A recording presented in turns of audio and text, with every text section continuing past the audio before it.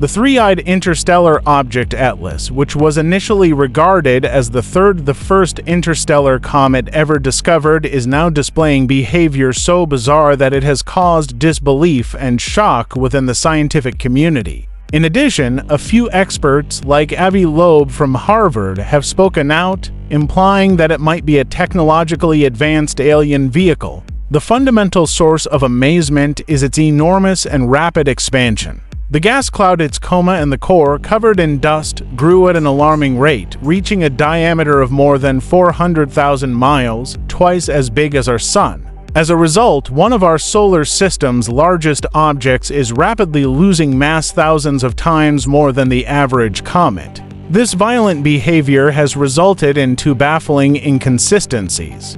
First, based on every known model, this degree of noxious outgassing ought to have prompted the object to disintegrate.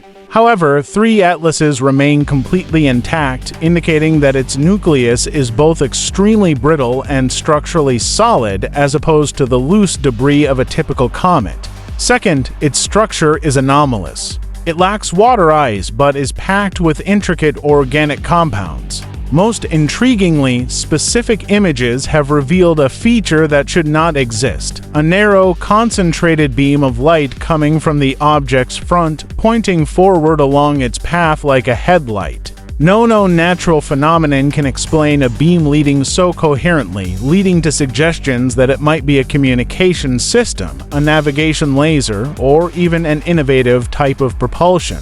The official narrative was straightforward and reluctant to include the unfathomable. It was the third interstellar comet of all time detected at guest from the unfathomable dimensions of space. A stray piece of another star's cosmic debris, providing us with a priceless but brief glimpse into a world other than ours. But the story, from the very first readings, began to fall apart. Astronomers expecting to observe the dispersed and erratic light of a typical comet instead saw something focused, deliberate, and sharp.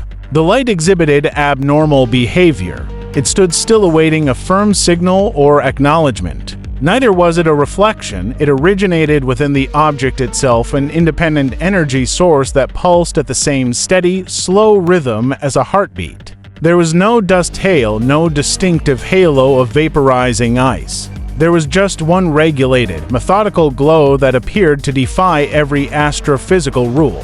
For scientists silently watching in control centers all over the world, the moment appeared less like a discovery and more like a recognition, as if, finally, something ancient and aware had turned its attention back to us. Since then, the impossible object has carried on with its journey. Its behavior, as it moved in the direction of our Sun, escalated from the unusual to the completely bizarre. Something began to occur that made astronomers stand up and stare at their screens in disbelief. The object was becoming more radiant. Not merely a little brighter, but significantly so. This was not the mellow shimmering of ice-covered rock, it was a slow-motion explosion. In just a few weeks, the cloud of gas and dust, its coma, began to grow at an exponential rate. Because of the extreme readings, scientists at first believed their equipment was malfunctioning. What was once thought insignificant now surrounded a nucleus the size of a city, with a bright atmosphere that grew to incredible dimensions. The coma was measured at a jaw-dropping 400,000 miles in circumference. It had become a silent, cosmic monster, a vast explosion of gas and dust sufficient to engulf the entire planet Jupiter. This level of violent outgassing, tens of thousands of times greater than any comet from our own solar system, typically results in a death sentence. The severe internal stress ought to have been sufficient to break it into 1 million fragments. Telescopes across the universe waited for the event, for the telltale breakup, the inevitable signs of disintegration. However, to the complete surprise of everyone, it never took place. Atlas held together 3 fragments remaining intact within its turbulent coma. The implication was significant and troubling. The center of this storm, its nucleus, could not be the shattered ice pile that comets are usually made of. It had to have an extremely dense, robust structure designed to withstand forces that should have reduced it to cosmic sand. The question was no longer when it would fail, but where in the universe it came from. The James Webb Space Telescope sought an answer. By analyzing the light, it pierced through the coma and identified the chemical traces of the materials being ejected.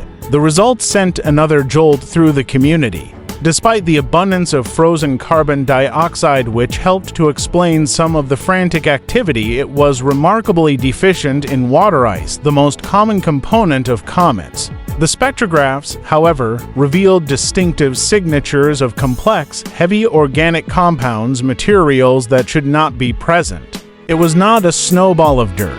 It was a complex chemical plant. The image that followed changed everything. The first long-exposure photographs from the Hubble Space Telescope were clear and silent. They could not be denied.